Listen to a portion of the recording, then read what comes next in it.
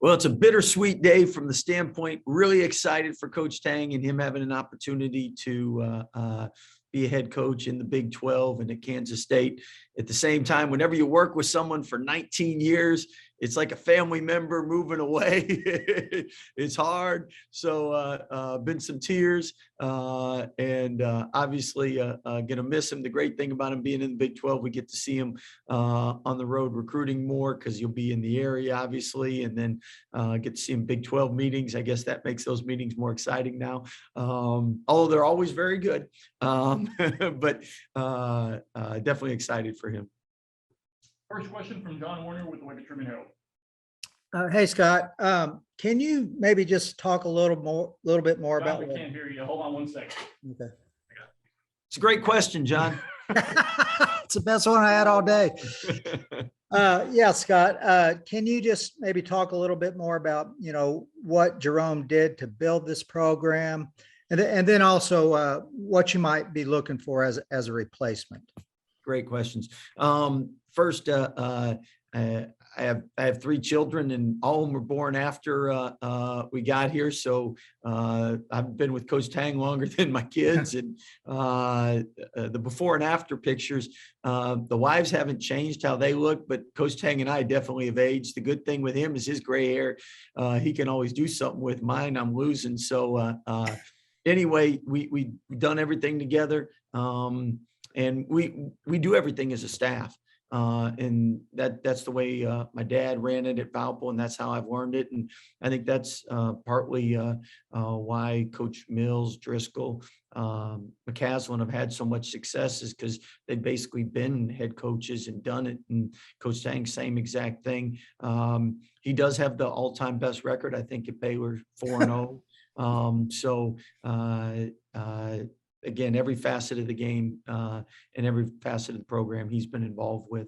As far as we do have a plan, and we'll probably have an announcement in the next couple of weeks once it gets finalized. Next question from Kellis Robinette. Yeah, Scott, thanks for doing this, first off. Well, can you take me back, almost 20 years ago now, and tell me how you and Jerome met up and what made you hire him in the first place? Well, the first reason I hired him is he was at a Heritage Christian high school and built it to a powerhouse, and they didn't have the best facilities, resources, and he was able to transform and change that. And several people that I respected talked very highly of him. And then when I had a chance to meet him and spend time with him, as all the new media people that get a chance to work with them daily and weekly will find out, he's a great guy. He's an outstanding husband, father, role model, great Christian man, high character, great energy. And you guys are gonna love working with him and spending time with him. He's gonna treat you fair, and he's gonna respect you. I had heard that maybe one of his promises to you when you took a chance on him was that he was going to get his degree somehow, some way. What was that like, to hire a guy who hadn't even technically been through college at that point? Well, he had stopped because they had their first, and he needed to support his family, and his degree was very important to him. And I really obviously know the importance of that, but respected him for wanting to do it and know the importance of it. And he said it's never going to interfere with work. And I think he worked like all of us those first few years, especially on probably 5-6 hours sleep. He probably just got 4 because the last 2 were spent studying. And one more for you. You hear all the time, he's ready to be head coach. He's been ready forever. What in your mind do you think makes him so ready for this position? Well, he's done it. He's been a high school coach. He's also coached other aspects and teams from, like, when I 4 games, he's 4-0. And 2 of those are Big 12 wins, Texas Tech at Texas Tech and First Texas versus Washington, Louisiana Lafayette. But Louisiana University now. But the big thing is every day all our assistant coaches are like head coaches. They all have input. They all coach different positions. They're all responsible for different facets of the game. They take ownership of it. And he's, I mean, we probably have better practices when I was out of town recruiting and those guys were running them. So he's done it and does it daily. Thanks, Scott. Really appreciate it. Thanks. Next question from David Smoke. Scott, obviously after the game, the emotions were all over the place, but was there any part of you at that time that you knew you had coached your own? I knew that he would have opportunities just like he's had opportunities in the past. So I didn't know for sure it would be the last game with him, but I knew there was a chance. And obviously he's always had a goal to be a head coach at the Division I level, but different than a lot of coaches. He's been selective throughout the years. I think Tommy Lloyd showed the value of being selective and picking the right job. Coach Tang's done the exact same thing. And when you feel called and led to a job and it's the right job, your chance of being successful is a lot higher. Next question from Todd Lebo. Hey, Coach, once again, thanks again for doing this for us. People nowadays probably forget how hard it was at Baylor when you guys first took the job.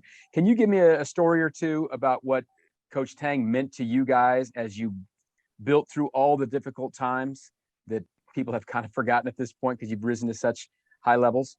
Well, I mean, when we first got to Baylor, a lot of times we'd call recruits and it was Baylor and no interest, hang up, goodbye. Can we get in your house? Nope, bye. I mean, and Coach Tang's positivity throughout all of that is a big reason why we were able to in his hard work was why we were able to be successful. At the same time, when we first started out, I mean, Coach Tang, if he drove all night, spent the night in his car, I mean, whatever it took to get to point A to point B, he was going to do. And as far as just always doing it with a positive attitude and doing it in a way that represented the university at the highest. I think our first year, we were trying anything to motivate our guys when you're playing between 5 and 7 scholarship guys and in the Big 12 and half a team of walk-ons. And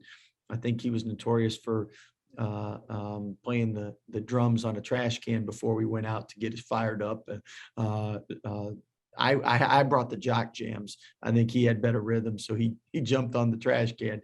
But I think Coach Tang has been the same throughout. What I mean by that, extremely hard working, high character, very loyal, very passionate, and he treats people the right way. And he always sees the good, and he'll have high expectations. I mean, he came to Baylor because he wanted to win national championships. And we're going to cheer for him at K-State, except for when he plays us. So hopefully we're both in the national championship game together. Next question from Matt Mosley. Scott, I'm curious what advice you gave Jerome as he was looking at some of these different opportunities. I'm talking about in this cycle specifically. And why do you think K-State might be a good fit for him? I mean, it's been a tough place, but they have certainly had some success over the years. Well, I think first and foremost, he prayed about it and he felt a peace and led to go there. And that's the biggest advice I always give any coaches, because you can never take a job for outside people telling you to take it, or you can't take it for money or prestige. You have to take it because you feel a calling, and he feels that. And he likes the community, the smaller community atmosphere, and he loves the passion of the fans. I mean, we play up there. Octagon of Doom's a great name, and their fans are passionate, and the coaches they've had have been tremendous coaches that have always gotten their players to compete. And I think their fans appreciate teams that play well together and compete at the highest level. Plus, being in the Big 12, I mean, you look at it, we have 3 teams in the Sweet 16, set the NCAA record for widest margin of victory in the first round. And very easily. Two of us lost in overtime. I think going back to your question, Smoke, if I knew it was the last time, if I knew it was the last game for sure, we'd have won in overtime because I wouldn't have wanted it to be the last game. But the Big 12's it's the best conference in the country. And you can win a national championship, and variety of teams that compete in the Big 12 each year can do that. Next question from Kellis Robinette. One more here from me. I know he grew up, on the islands, being born in Trinidad or whatever. Is there any quirky stories you can say, that he does that kind of shows that? Well, first and foremost, with COVID, Coach Tang learned how to become a chef. So he's got some cooking expertise. But whenever his mom's in town, he'll always bring me some leftover curry and island food, and it is the best. But him coaching the Virgin Islands national team is something that he's been passionate about and helped to develop and progress his career, because it's a great way to expand. And I think he's somebody that if you ever love Caribbean food, if you can get some leftovers, he'll probably invite you over for the main course. I always got the leftovers, but you'll love that. And he cooks that all himself? Yeah, he during COVID, he took his game to another level. So his wife Ray's really excited that she doesn't do all the cooking anymore. So now I don't know who does the dishes, but as far as Coach Tang's a man of many talents. All right, thanks. Next question from John Morris. Hey, Coach, we just recorded a podcast with Coach Tang. One of the stories, could you tell your version of going to his house and having the meal, having the ribs there as you hired him? Yeah, so one thing my dad always said is you get to know someone when you go to their house. So he said going to see Coach Tang and spending time with his family was a great idea. Now, I would never have gone, or I'd have brought the food if I knew. He tells a story that he only had $10 and I think 81 cents or 18 cents. I got some dyslexia in me, but it was their last 1081 he put together. And I'll be honest, it was a great meal and I felt terrible afterwards hearing the story. But I joke with him now, because when he met with Kansas State, I think they got more than one rib at the meal.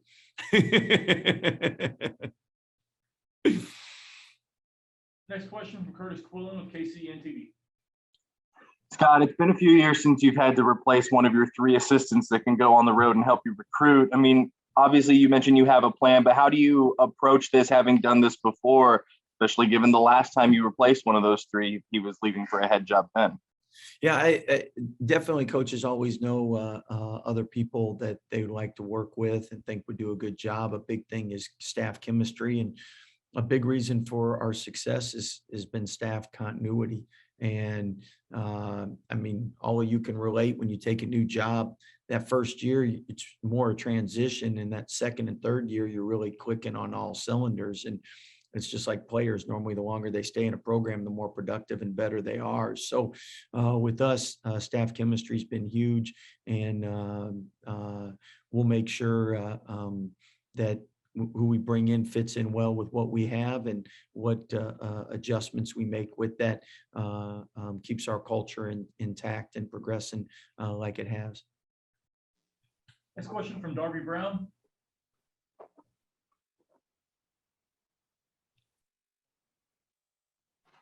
Yeah, hey, Coach. What do you think Coach Tang has meant to the current players, just from a relationship standpoint, and how have they sort of handled this news? Well, obviously everyone was excited for him, kind of like when our players go to the NBA, you're excited that they've reached their goals and dreams and are ready for the next step, or when they graduate and they're ready for the next step. At the same time, there is a sadness, because you do, why we've been successful is you like who you're with. And one of our chapel services this year, Coach Jake has talked about it's who you do the journey with is so important. And life is short. You look back at it, and what really matters is not position, title, salary. What matters is who you're with, and how you do life with them, and do they make you better. and do you appreciate them? And we've had a family knit staff and program, and when you have people care for each other, normally they produce higher, and iron sharpens iron, as we always say. So he's been a big part of all that. Players are excited that he has the opportunity, but disappointed that he's obviously leaving. Next question from Jack Allen. Yes, I was just wondering what that conversation was like when he told you that he was leaving. Did you give him any final advice, or how did that kind of play out? I could see the before, when he's contemplated things, was different. This time there was peace, there was joy, there was excitement. So when you see someone excited, you're excited. So after the hug, then the tears came.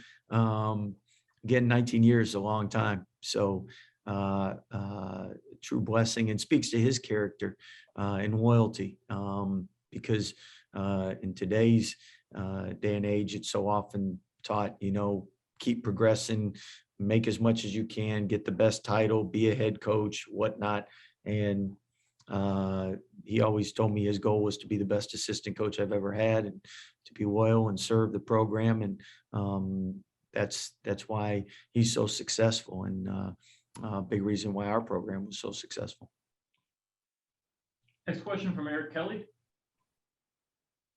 Coach, obviously you'd like to keep all the talented assistants that you have, but how much of a sense of personal pride do you have when you kind of see your own little coaching tree expanding and kind of growing branches every couple of years? Well, I think again, that's the bittersweet part of it, is you miss them, you miss being around them, but at the same time, you are really excited. Just like I think when most kids leave for college, there's probably some excitement, but then also some tears, because you're going to miss them. But you're excited they're ready for the next step, and you're excited to be able to be a part of the previous part they had. Next question from Kendall Cow. Scott, two-parter. Not going to ask you for names, but do you expect maybe anybody else on the staff might join Jerome in Manhattan? And then in 2014, you all go from 2-8 to the Sweet 16. Are there any moments from that season that really stick out to show kind of what you think Jerome can do in Manhattan? Yeah, the first part, I think he knows what he's going to do, and we know what we're going to do, and we're going to have our staff here, and he's going to make some additions there. Your second part was, I heard 2-8. What was that? Yeah, so Scott, 2014, y'all go from 2-8 in the Big 12 to the Sweet 16. Any moments from that season that kind of stick out to show the world what you and Jerome, especially Jerome at K-State, might be able to do to turn things around and be successful? Yeah, well, I mean, this year it's a different day and age than back then. I mean, you look at Iowa State and how they turned things around this year, and TJ's done a remarkable job. But with the transfer portal, you don't have to wait 2-3 years to get old, get experience, get talented players, bring in enough experience and talent to win right away. So I think recruiting is different than it was in 2014. I think in 2014, you had the team, you weren't off to a good start. You were able to change mid-season, and that might be harder to do now than to reload from the standpoint. There's no additions, changes, and what you've done at 2-8 wasn't good enough. And but all those experiences and positivity and energy and never quit attitude, I mean, he's going to bring to K-State and do a tremendous job. Next question from Kevin Longquist. Scott, I had a two-parter as well. Just to piggyback on what Eric was asking about the coaching tree and the success beyond, what qualities do you think it is within your program beyond the success that's been able to see guys like Paul and Grant and now Jerome move on to other spots? And then when you are and then the second part is, when you are putting this staff together, do you think the assignments for who will be doing what will be mainly what it was prior to when Jerome was there, that person who takes that spot will be in that role? Or could you see that shifting around a little bit? Good question. So first, I think why you love sports and why I love working with young people is you have a chance to have an impact in their lives. And one thing that translates for sure in any profession, high character, work ethic, being able to be a great team player, teammate. And I think anyone that we've tried to hire would be successful in coaching, would be successful in any other job or in life, because they have the basic qualities you look for to be successful. Just like everyone you guys work with, you want someone that's going to be a hard worker. They're going to be good at their craft. They're going to be a great teammate. They're going to be respectful, loyal. So those basic characteristics. At the same time, I think coaching, I like coaching is every year it's different as your team. Now, you don't like your team changing as much as ours had to during the course of the year with all the injuries, but you like good coaches always adjust to what their personnel are. And with our staff, it gives us a chance to reset and do things a little different. And what I mean different is we always adjust responsibilities and whatnot, so things don't get stale, they don't get old, people stay motivated, inspired, growing. And at the same time, you always want to put people in their biggest strengths because you want to win and be successful. So we'll finalize our staff, and then after that, we don't just plug in someone and say, you do what Coach Tang did. We have these guys that do what they do. We always grow and change and adjust and try to get better each year.